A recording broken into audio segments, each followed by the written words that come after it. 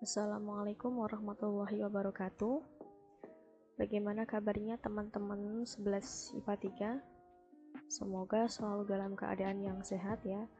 Semoga selalu dalam lindungannya, selalu dalam keadaan semangat menuntut ilmu. Oke, jadi pada kesempatan kali ini kita akan membahas materi lanjutan dari yang kemarin. Kalau yang kemarin kita sudah sempat membahas tentang jaringan ikat yang meliputi jaringan ikat longgar, jaringan ikat padat, jaringan tulang rawan, dan juga jaringan tulang sejati.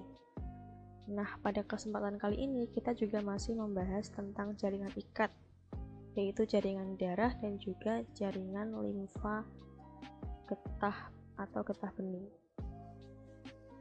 Oke, let's check it out. Jadi yang pertama ada jaringan darah. Jaringan darah ini merupakan jaringan penyokong khusus karena berupa cairan. Nah, darah sendiri ini berguna untuk pengangkutan bahan atau zat makanan, bisa berupa oksigen, sisa-sisa metabolisme, dan juga hormon di dalam tubuh. Selain itu, darah juga menjadi penjaga kadar asam basa cairan tubuh dan juga sebagai pengontrol suhu. Nah, darah sendiri terdiri dari 3 komponen utama, ada plasma darah, ada sel-sel darah, dan juga trombosit. Nah, kalau diperhatikan di gambar, ini merupakan komponen-komponen darah. Yang pertama ada sel-sel darah. Sel-sel darah ini terdiri dari sel darah merah atau RBC, red blood cells, dan juga sel darah putih atau white blood cells. Kemudian ada trombosit atau platelets. Kemudian yang warnanya kuning-kuning ini disebut dengan plasma darah. Selanjutnya yaitu ada komponen darah. Komponen jaringan darah ini meliputi 3. Yang pertama tadi ada sel darah yang bisa berupa eritrosit dan juga leukosit. Kemudian yang kedua ada keping darah atau trombosit atau platelets. Kemudian yang ketiga ada plasma darah. Nah, ini sama aja kayak tadi ya. Ini RBC, ini red blood cells, sel darah merah. Kemudian ini sel darah putih yang terdiri dari 5 macam sel darah putih. Kemudian yang ini ada platelets atau trombosit atau keping darah. Sekarang kita bahas satu persatu komponen jaringan darah. Yang pertama ada sel darah merah atau eritrosit. Nah, bentuknya kayak gini, eritrosit. Sel darah merah ini merupakan sel yang paling banyak ya dalam jaringan darah. Bentuk sel darah merah ini adalah cakram bikonkav dengan bagian tengah yang rata. Dengan kata lain, kedua permukaan cakram memiliki lekukan seperti mangkok yang dangkal. Nah, lebih gampangnya, sel darah merah ini terlihat seperti donat. Sel darah merah ini mengandung protein khusus yang disebut dengan hemoglobin yang membantu membawa oksigen dari paru-paru ke seluruh tubuh, kemudian mengembalikan karbon dioksida dari tubuh ke paru-paru. Selain itu, hemoglobin ini adalah zat yang memberikan warna merah ke si darah ini.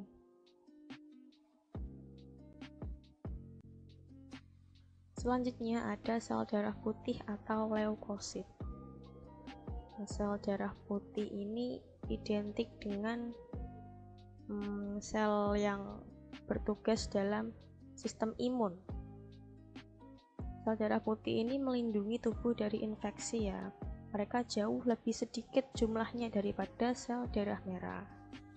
Jenis sel darah putih yang paling umum ini adalah neutrofil, yang merupakan sel respon segera dan menyumbang 55 hingga 70% dari total jumlah sel darah putih. Nah, setiap neutrofil ini masa hidupnya kurang dari 1 hari. Jadi sumsum tulang kalian itu terus-menerus membuat neutrofil baru untuk mempertahankan perlindungan terhadap infeksi. Nah, contoh dari sel darah putih ini bentuknya seperti ini.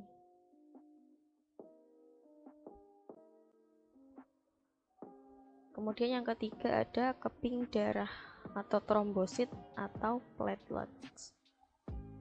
Nah, kalau tadi ada sel darah merah, ada sel darah putih. Nah, trombosit ini sebenarnya dia bukan sel, tapi merupakan fragmen sel yang bentuknya itu lebih kecil. Trombosit ini membantu proses pembekuan darah atau koagulasi. Dengan cara apa? Dia berkumpul di lokasi yang di situ terdapat luka. Kemudian di lokasi tersebut dia itu menghasilkan fibrin, yang mana fibrin tersebut akan membantu menutupi luka dan mencegah terjadinya keluarnya darah. Fibrin tersebut juga membentuk perancah awal di mana jaringan baru dapat terbentuk, sehingga dapat mempercepat penyembuhan. Nah, ini bentuknya kayak gini, trombosit. Jadi dia bentuknya tuh nggak beraturan. Gini. Yang terakhir ada plasma darah. Plasma darah ini merupakan cairan berwarna kuning yang bertugas membawa sel darah. Plasma darah sendiri terdiri dari 92% air yang berfungsi untuk mengisi pembuluh darah yang membuat darah dan nutrisi lainnya. Sementara itu, 8% plasma terdiri dari bahan-bahan penting seperti protein, imunoglobulin, dan juga elektrolit. Peran utamanya yaitu sebagai pembawa nutrisi, hormon, dan juga protein ke bagian tubuh yang membutuhkan. Nah, kalau diperhatikan di gambar, anggaplah satu tabung ini merupakan jaringan darah. Nah, 45%-nya ini diisi oleh sel darah merah. Kemudian 1%-nya diisi oleh Buffy coat yang merupakan sel darah putih ini. Kemudian sisanya cairan berwarna kuning inilah yang disebut dengan plasma darah. Jadi ada 45% sel darah merah, 1% sel darah putih, dan 54% plasma darah.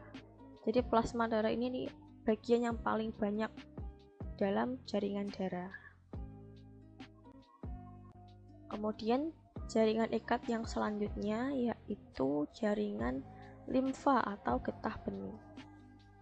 Sistem limfatik atau dikenal pula sebagai sistem getah bening adalah sekumpulan jaringan dan organ yang bekerja untuk mengalirkan limfa atau getah bening di dalam tubuh.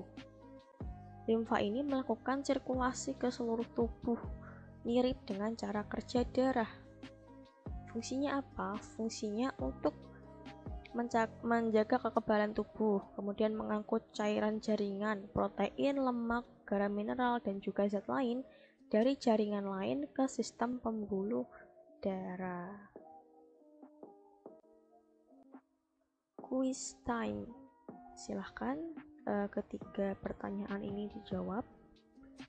Drop jawaban kalian di kolom komentar. Nanti yang jawabannya benar semua saya kasih poin, saya kasih badge kayak yang kemarin saya kirim ke kalian itu ya. Seperti biasa, kalau teman-teman ada yang masih bingung atau ada yang mau ditanyakan, boleh silakan tanya di grup atau japri atau mungkin tanya di kelas pas ketemu saya, monggo silahkan. Sekian penjelasan dari saya, kurang lebihnya mohon maaf. Wassalamualaikum warahmatullahi wabarakatuh.